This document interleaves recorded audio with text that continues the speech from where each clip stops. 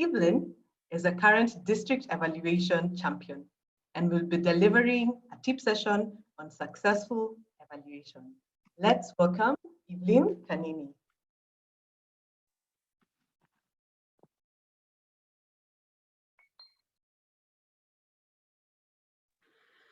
Thank you very much, Eva. Good evening, Toastmasters and guests. Today we shall be having a short discussion, about 10 minutes, around evaluation. And what I must say is that an evaluation is really part of life. Whenever we meet people, we are evaluating how they look, how they are dressed. Wanjiru, we really evaluated you on Saturday. But really, evaluation is a part of life. This is what feedback is about. But my big question before we start is, how many of us, by a show of hands, have delivered a Toastmasters evaluation? Let me see by a show of hands. Yes, I see Wanjiru, I see Janie, I see Eric. Oh, I see so many of you. Literally half of the population here today. Well done. Allow me to share a screen so that I can get into my submission right now. 1 second.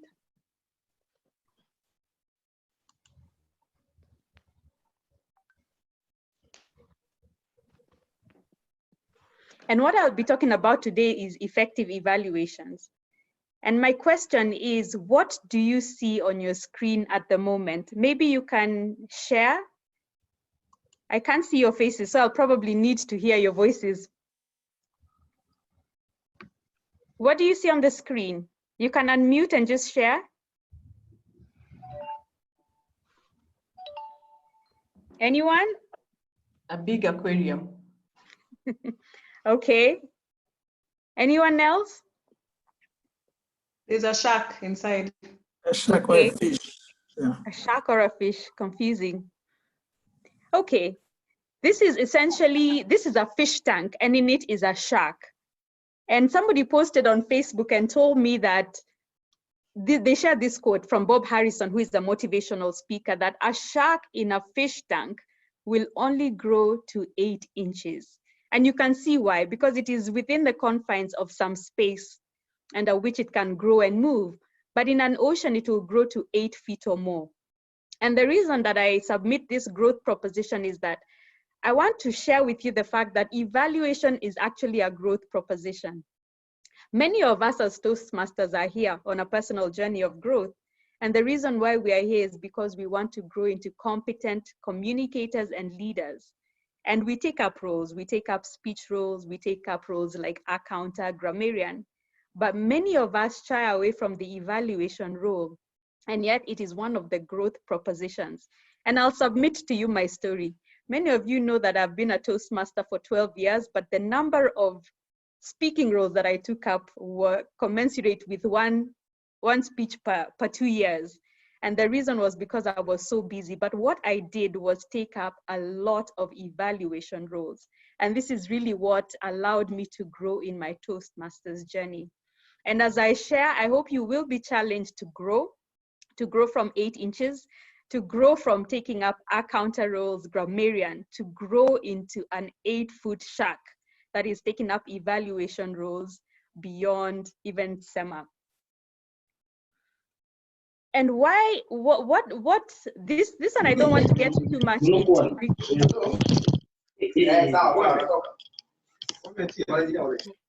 Do we want to unmute? What I want to take you through with this slide is, what do we evaluate? This is something that we have all experienced or we have heard, whether you're a speaker or an evaluator.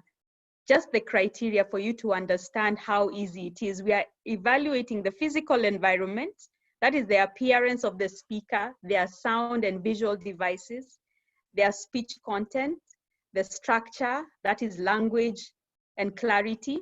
We evaluate body language, that is eye contact, gestures, and facial expressions. And we evaluate vocal variety, because all of these facets put together are what make a speech enticing, what make a speech effectively delivered.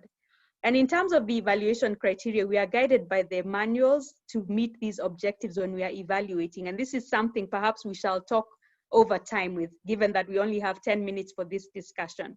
But really what I wanted to discuss in this session is the do's and the don'ts of evaluation. And the critical thing that I want us to understand is why evaluations are beneficial to everyone. They are beneficial to speakers because they allow us to receive feedback for growth. When people identify our strengths and areas of improvement, and as we work on them, we become better communicators. And as we become better communicators, we build and maintain our self-esteem and confidence, especially in the place of communicating.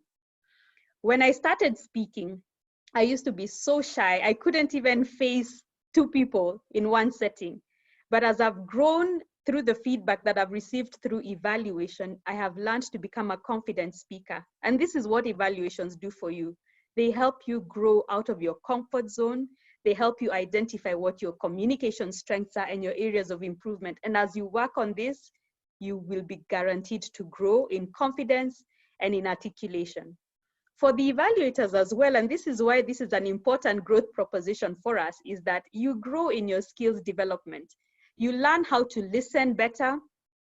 You learn how to think critically. When you're listening, you're thinking, how do I help this speaker? How do I point out the areas that they are thriving in and the areas that that need improvement? And this really involves critical thinking. You learn how to speak impromptu. When you learn how to speak impromptu, you're literally learning how to speak on your feet. And this is a critical skill in communication. And you also learn how to give positive feedback. A lot of us, when we are evaluating or giving feedback to people, we tend to lean towards the negative. But with Toastmasters, as you learn to evaluate, you learn how to give positive feedback that will help people grow. And as you can see, the growth as an evaluator is immense. For the audience, we benefit as well. As our speakers get evaluated more, we learn and we apply these lessons in our own speeches. You do not necessarily have to be the speaker that is being evaluated for you to learn, but as an audience, as we watch people being evaluated, like we shall do today, we take away lessons that will apply to our own speeches. And this is really an important aspect of learning. And we also benefit from listening to improved speakers.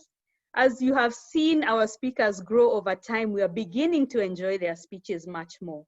And as an audience, this is really an important aspect of communication. And as I continue with my presentation, I want to take a short moment just to interact with you, and allow me to stop sharing this slide for a minute. And I will send on the chat a little link to ask you a question. I hope you can see this on the chat.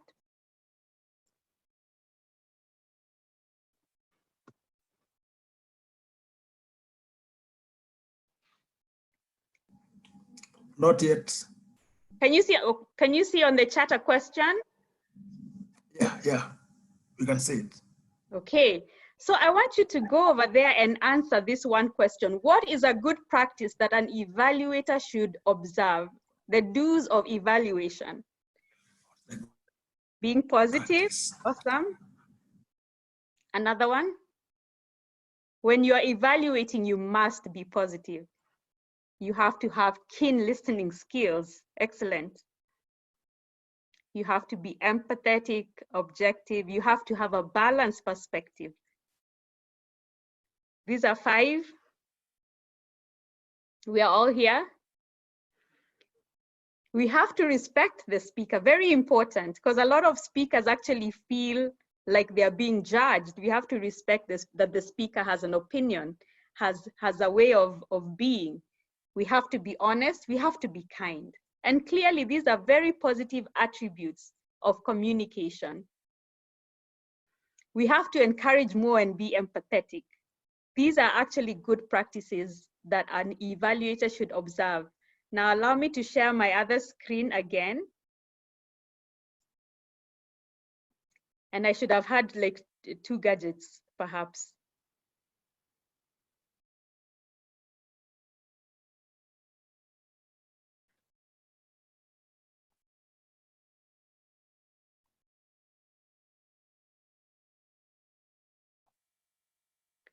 And like you rightfully said, these are the do's in evaluation. We have to be positive.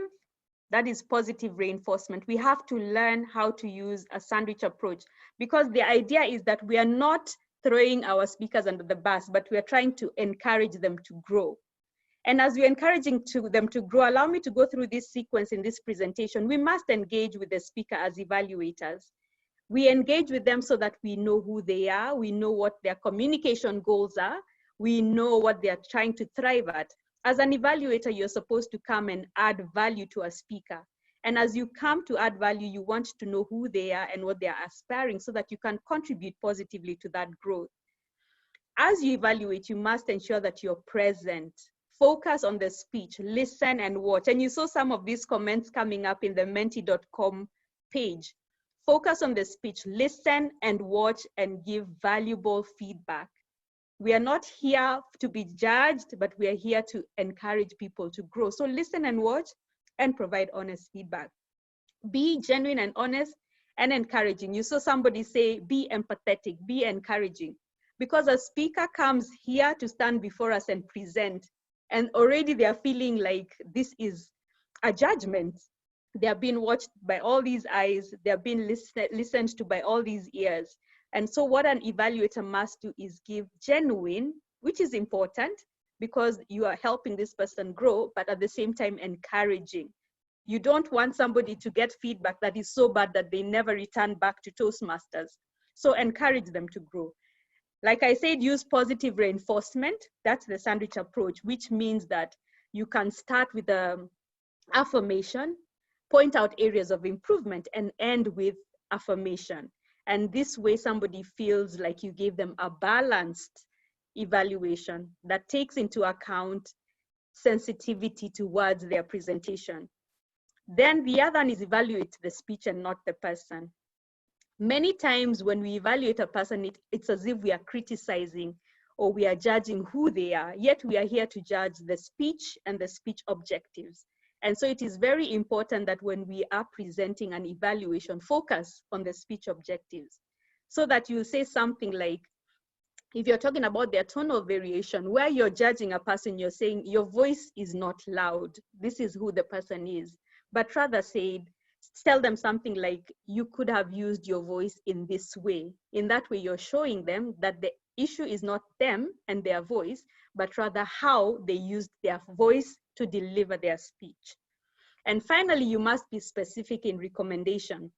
And the reason this is important is you want them to have tangible take-homes.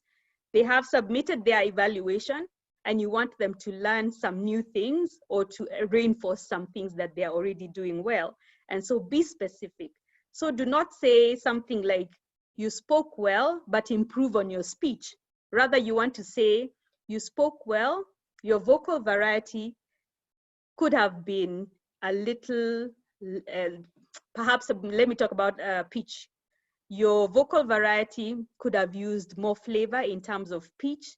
So go ahead and use tonal variations to enhance the pitch. Something like that, very specific.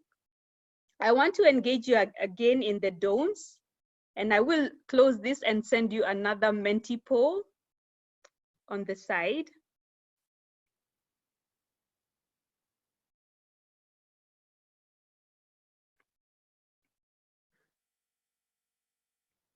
In a minute.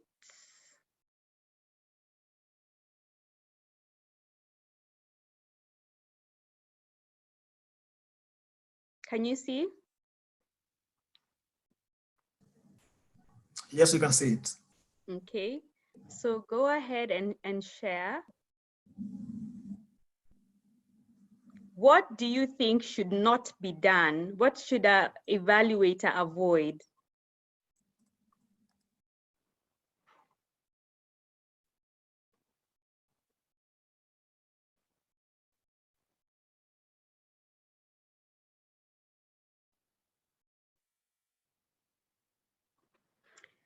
Dishonesty, giving advice, that's interesting.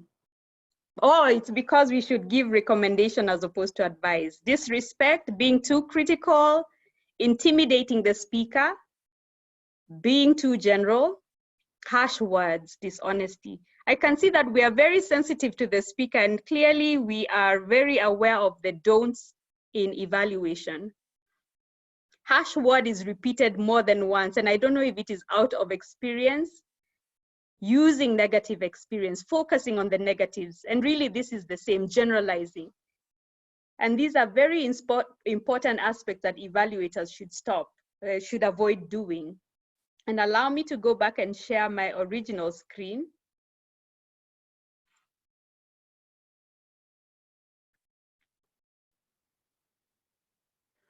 I know my time is going as I'm trying to look for my screens.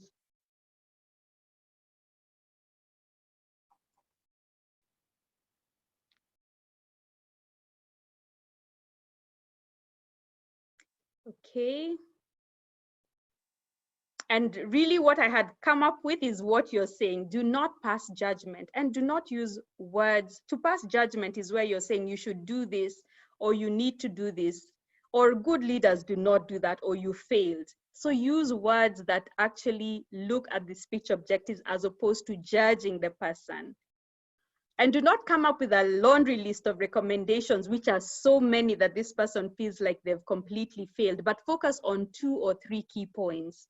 And that way they'll be able to take away points that they can apply immediately or in the medium term. Do not exaggerate by using words. And this is where you're talking about negativity. Don't use harsh words, don't use negative words. So don't use words such as never. Don't tell them never use your eye contact in the way that you did. Don't use always, don't use excessive gestures because you want to encourage a person. This goes back to encouragement and how it's important to use the right words. One important thing that I learned, which I tended to do a lot, is do not recap or regurgitate the speech. You only have 2 to 3 minutes to deliver your evaluation. So avoid going back and replaying what the person said, but rather focus on what they did well, the areas of improvement, and the recommendations, so that way you're giving them value in your evaluation rather than repeating every single thing that they said. And finally, avoid impersonal statements that imply that someone else rather than you is giving the evaluation, because you want to, remember evaluations, by the way, I didn't mention our opinions, and the speaker will either take it or not. So don't come and say, we thought that you did something in this way. Give your opinion. It is personal, it is yours. So say, I thought that you did this, and I believe you could have done this differently. Use very personal statements because it is an opinion. Finally, I want to encourage you that you too can swim with the sharks. Evaluations can be done by anybody. Whether you've done the first speech, an icebreaker, you can actually evaluate an icebreaker. So I want to encourage us all to consider this growth proposition to grow in our evaluation, because it will not just grow us, but it will grow the speakers, and it will also make the audience happier to see that people are growing in their communication and leadership skills while at Toastmasters. Well, thank you very much. I am within the 10 minutes, and over to you, Madam TMOD.